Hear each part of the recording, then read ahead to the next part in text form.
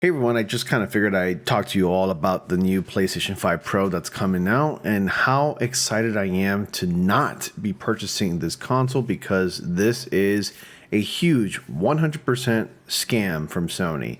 Now, a lot of people have been talking about this, and since the response has been mostly negative, I also want to throw in my 2 cents. Not because everybody's been, well, pretty much negative towards this. They have been really receptive of the announcement of the new PlayStation 5 Pro. It's understandable why, but after doing a little bit of my own research, going to PC Part Picker to build a PS5 Pro equivalent, if not better, of almost the price of $800, which is what's going to cost you pretty much to buy a new PS5 Pro. You know, I've decided just to throw my 2 cents and show you exactly what you're getting yourselves into. Now, for those of you who are pure Sony ponies who suck the enormous, fat, thick hockey puck of a chode that is Sony's cock, and you want to stick with the PS5 Pro and you believe that that console is more powerful than a 4090, you are sadly mistaken, and you can kiss the fattest part of my ass. Okay, so we're gonna go ahead and jump into it and take a look at what basically Dana Carvey, aka Mark Cerny, because I call him Dana Carvey and the guy looks like Dana Carvey, has to say about the PS5 Pro. And my God, the way this guy speaks, it kind of creeps me out. And also, in pure Sony fashion and corporate fashion, we have somebody who works for this corporation who's clearly overselling this product.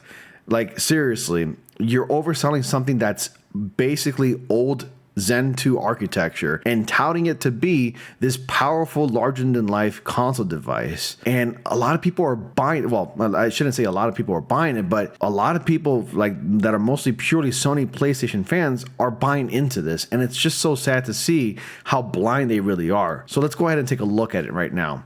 Here it is.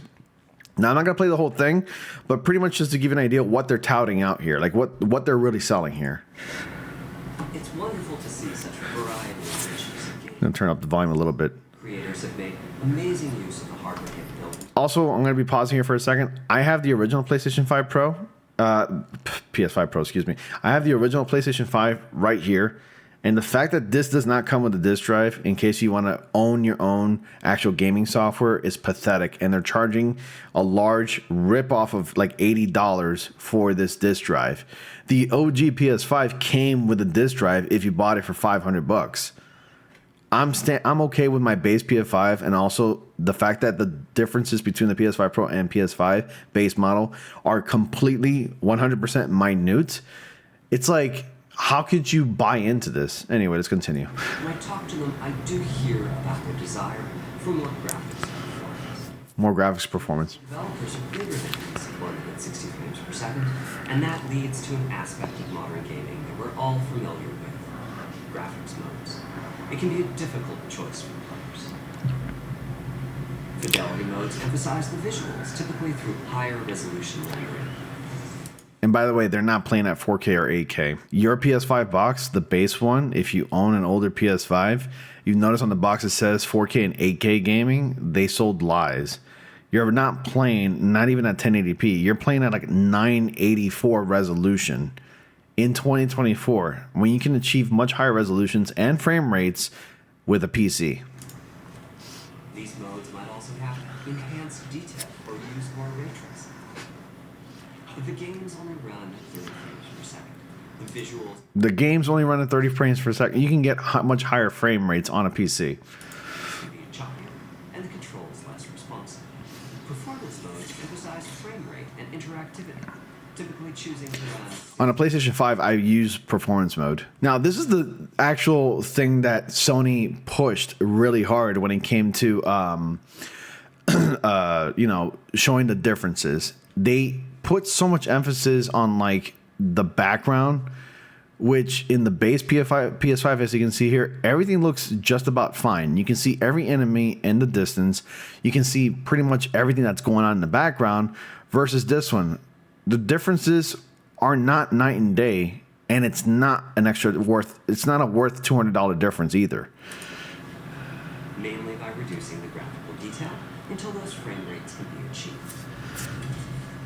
You see, and Sony thought like they had something with this by showing the difference. When asked to decide on the mode, players are choosing performance about 3/4 of the time. Removing that decision or at least narrowing that divide, is one of the key targets for PlayStation 5. We want to give players the graphics that game creators aspire to, the high frame rates that players typically prefer. You're not selling a PC. To do that, PS5 Pro substantially improves over PlayStation 5 in 3 ways. Here's what we call the Big 3.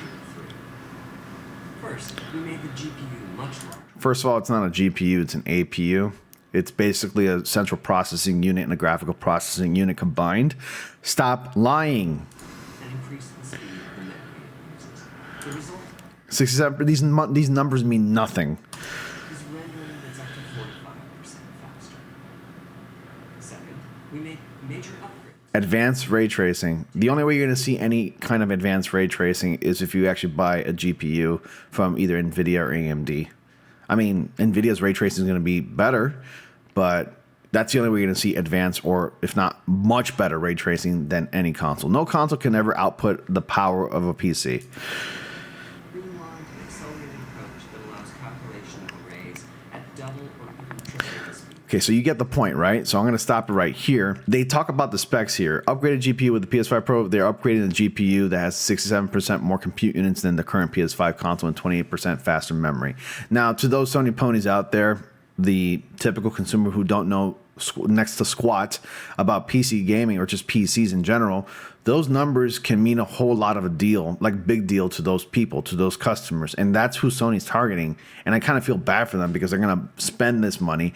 And here in the States, a PS5 Pro is $699 before taxes. Not to mention, you have to buy the disc drive, which is $80, and a stand, which is $30. Because if you just buy the PS5 Pro on its own without a stand, that thing's going to waddle like on its side, and it won't stand straight when it's standing up vertically. The original, and think about this carefully, the original PS5 base model came with a stand and came with a disc drive.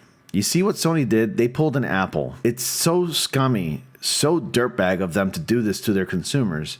So here in the States, and depending on what state you live in, because taxes are a bit different in every state, I'm in South Florida. If I buy a PS5 Pro for $699, including this, and then include the stand and the disc drive, that's an extra $110. We're already at $810 before taxes, right?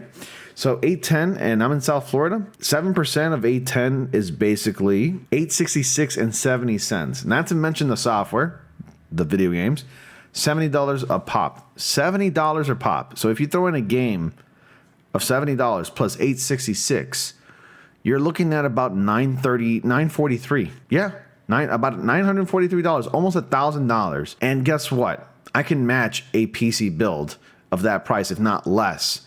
And not to mention, you can play games at far more cheaper to free to next to nothing.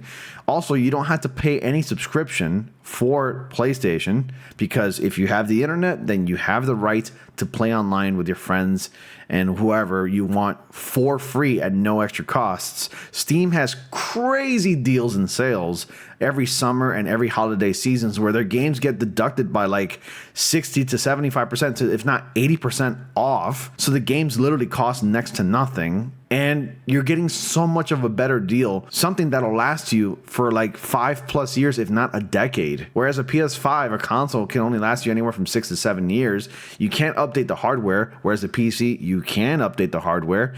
But you pretty much get my point. So moving on to further prove my point, I went to actually PC Part Picker and did a build myself to match, if not supersede, that of a PS5 Pro here. So if you look at PC Part Picker, we have a Ryzen 3700X 3.6 gigahertz 8-core processor. The PS5 Pro, or the PS5 Pro, is going to maintain the same exact processor, which is again a custom Ryzen x86-64 AMD Ryzen Zen 2 architecture. 8-core, 16 threads, variable frequency up to 3.5 gigahertz. At PC Part Picker, this goes up to 4.4 gigahertz at Turbo Boost at 8 cores. Zen 2, much better. Oh, not to mention the actual stock cooler that comes with it. An actual CPU cooler is included in this, which is a hell of a lot better. The motherboard, I just threw in a random AM4 Asus ROG Strix B550F gaming Wi-Fi motherboard in there for $159. The RAM, assuming that we're going to match the RAM memory of that of a PS5 Pro, which is still going to be 16 gigabytes of RAM, I threw in a Corsair engine, a Corsair Vengeance, low profile, 16 gigabytes of CL16, low latency memory. And then, the storage, because the PS5 Pro is coming with 2 terabytes of storage, which is better and expected if we're going to be paying if we're going to be paying $700 for a console, we better hope to get a lot of more storage out of it. I threw in a Crucial P3 Plus, 2 terabytes at only $117. As for the graphics card, an actual dedicated graphics card, not an APU, not an integrated graphics, because that's crap. I threw in a Gigabyte Eagle Radeon RX 6600, which is so much better than any console would throw at us, basically. Like, this will beat any console for years to come. No console's ever going to come close to a PC build. And a case, I threw in this Montech Air 903 Max, which comes with 4 fans, 1 exhaust, 3 RGB in the front. It doesn't have to be RGB, but I did it anyway because it's a decent case and you can upgrade for years to come as well. And then lastly, for the PSU, an RM650 from Corsair.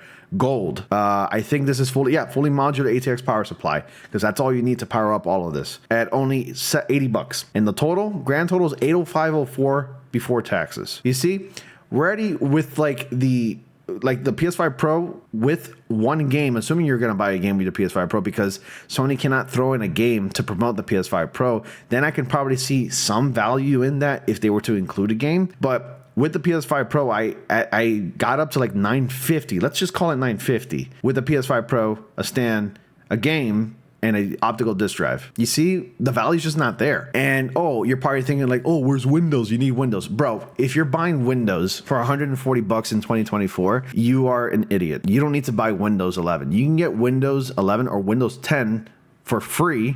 If not, you can buy some cheap Windows 10 keys at online right now. There are actual tons of websites that do provide cheap OEM Windows keys for you. So what you can do if you really want to get Windows 11 badly, you can just buy a cheap Windows 10 key anywhere from $12 to $15 and then do the free Windows 11 upgrade from there. And you got yourself a free copy of Windows 11, legitimately for free from the Microsoft website. There are ways to get the actual operating system for free. This is just absurd. And then people try to challenge me saying that, PC's more expensive, PlayStation better.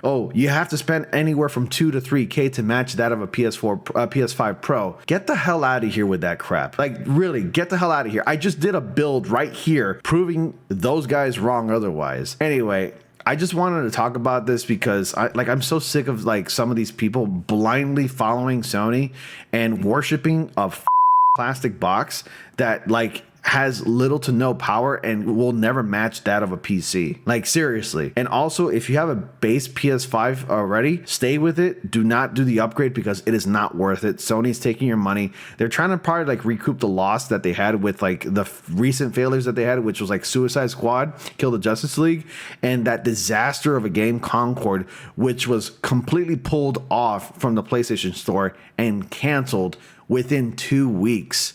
Okay? Just stay with your base PS5. As it is, the base PS5 is quite disappointing on its own. And hey, you know what? I'm not going to rip on you for liking the PlayStation 5. If you like your PlayStation 5, if that's your only means of playing games and having any form of entertainment, then that's good for you. That's fine. You can like it. But when it comes to facts, when it comes to trying to say hey, a console's better than a PC, that's where you lose me. And that's where you lose pretty much any argument we're going to have about consoles versus PC. Just stick with your base PS5 and you'll be fine. I promise. You wouldn't even notice a difference. In fact, if we were to connect the PS5 and the PS5 Pro to a television right now, and we were to hide those consoles, you wouldn't tell which console you're playing with. That's how minute and that's how little the difference is between those two consoles. Anyways, if you're a PC user, let me know as well. And also feel free to share your build. I'm still running an AM4 build with DDR4. I'm still rocking that, and I love it. My build's great. I've had my PC for 6 years now, and it's still running strong. So anyway, let me know your thoughts. Comment down below. And if you're going to get the PS5 Pro, I think you're making a huge mistake. And if you're not going to get a PS5 Pro, then you're in good hands. Anyways, guys, thank you so much for watching. That's all I wanted to talk about. And as always, guys, take care. Be sure to like, comment, subscribe. Click on the notifications so you all don't miss anything. Dislike the video if you did. And as always, I will see you all in the next comic panel.